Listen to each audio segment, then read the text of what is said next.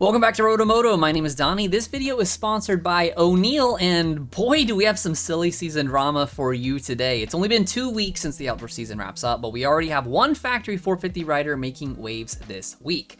I'm not going to bury the lead, as most of you have already seen the news that Ken Roczen has sat down for a 1-hour interview with James Stewart, announcing that he is parting ways with factory Honda, and Friday morning, that factory Honda team responded to Ken's allegations. I have that press release in full, but first, let's go over what Ken revealed with Bubba for those that have had no time or interest to listen to an entire hour of conversation. First, a tentative deal was in place for Supercross only in 2023 with HRC Honda. Ken has publicly stated that he wants to continue racing indoor and out, but it's believed by many that the two-time 250 MX champion Jet Lawrence is looking to move up to the Premier class for the 2023 outdoor season, and with Chase Sexton taking the title fight all the way to the final moto, this would conflict with keeping Ken on, as a long-time two-rider team leaves Ken on the outside. Second, the deal was never actually signed. Obviously, this is important because that means it is not a breach of contract. If Honda wrote out a contract and Ken did not take the care to sign it in a timely manner, that means either he didn't like something that was in it or he wanted to negotiate something additional. Either way, it's within HRC's rights to rescind the deal if not signed in a timely manner, and that's what it looks like happened here. Third, HRC made it clear they were not a fan of Ken's World Supercross involvement. Ken repeatedly talks about how Honda saw Roczen as an investment and did not like his involvement in off-season races, citing this as one of the reasons that Ken has not been seen outside of America in the 6 years since he has been riding red. Fourth, Honda refused him parts for his involvement in World Supercross. There's a lot to unpack in this one, but ultimately what I take away is that even if they were going to allow him to race World Supercross, they were not going to make it easy, something that Ken no doubt would have picked up on before proceeding with his plan anyway. Fifth, the deal was worth a lot of money, but Ken isn't about the money. The German-born rider did not disclose any dollar amount here, but he did mention that it was a very lucrative contract to entice him to settle for just a Supercross-only deal, but Ken claims that at this point in his life and career, he's racing for more than just a paycheck. Sixth, Ken is training and plans to be ready to race A1 in 2023. Even without a deal on the table, Ken will put his all into racing the World Supercross Series and plans to be ready for the opening of 2023 Supercross, regardless of his team status.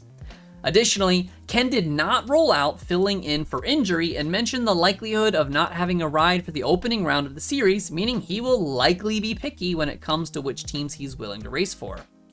And finally, if no deal materializes, he is not interested in self-funding a team. He did not rule out the possibility of a privateer operation completely, but when talking candidly with Stu about creating his own race team like James had done in the past and Chad Reed before that, Ken did not seem like this was a reasonable path to him continuing to race.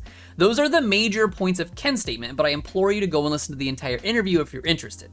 I summarized the best that I could, but it's definitely worth reading Ken's body language and paying attention to his tone when he speaks and drawing your own conclusions instead of something that I'm going to lead you to. I will link that interview as a pinned comment, but for now, on to the juicy bits. In response to Ken's allegations about his contract and how it was handled, the American Honda manager of sports, Brandon Wilson, made a short statement that I will now read in full. We genuinely enjoy working with Ken and have loved having him on our team for the past 6 years. We have a ton of respect for the speed and talent he regularly demonstrates on the track, and even more so for the heart and dedication he has shown in returning from severe setbacks. In light of recent comments, we felt the need to clarify a couple of points. We were looking forward to continuing with Ken in 2023, and we recently made him an offer of a contract extension. That offer has never been rescinded, but it was declined by Ken and his team. It is true that the offer included a stipulation that Ken not compete in a series that has positioned itself as a direct competitor to our Supercross and Motocross racing partners. We feel it is important to support our racing partners and to treat all of our riders the same. That said, our esteem and appreciation for Ken are as strong as ever, and they won't be altered by the fact that our priorities don't happen to align on this issue. This is a very high road kind of statement from HRC, just clarifying the two things that they were personally attacked on. The biggest takeaway here is the absolute refuting of Ken's claims that the contract was rescinded by the team. This completely changes what we can take away from Ken's hour-long conversation, and it is 100% his right to refuse to sign the deal if he wanted to race in World Supercross, and it's a bad look for him to throw the team under the bus in this way. During Ken's interview, he talked at length about the fans and racing for the fans and wanting to go to Europe for the fans, and this spin on the narrative could have still been made even if he just simply said, I'm not re-signing with Honda because I want more control where I race. But if what HRC is saying is true, then the fabrication of the contract being pulled is inflammatory at best. The second big takeaway from HRC's brief statement is the line, quote, "It's true that the offer included a stipulation that Ken not compete in a series that has positioned itself as a direct competitor to our Supercross and Motocross racing partners, which is a real line in the sand moment for the first time, showing that at least one of the major factory US racing teams is not interested in collaborating with the upstart World Supercross series." But to hear it so blatantly is definitely eye-opening and will be something to pay attention to in the future. This also means that it was not sprung on Ken.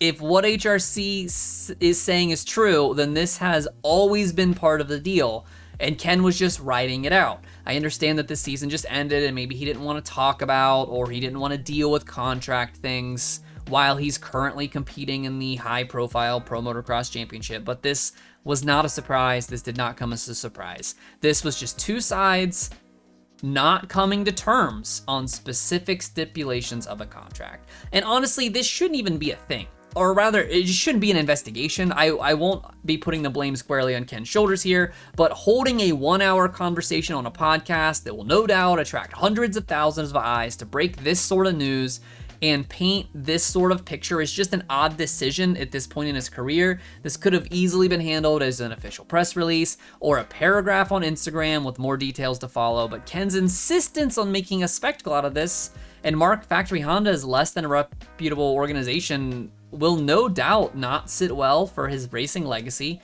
and it will have some level of negative effect on his ability to sign for another team in 2023. I doubt this is the last we will hear of the stipulation. I doubt this is the last we will hear of the situation, so stay tuned to the channel. Hit the subscribe button if you'd like for a potential follow-up once more details are no doubtedly seeping into the public consciousness. Thanks as always for watching RotoMoto. My name is Donnie. Keep it pinned to the weekend.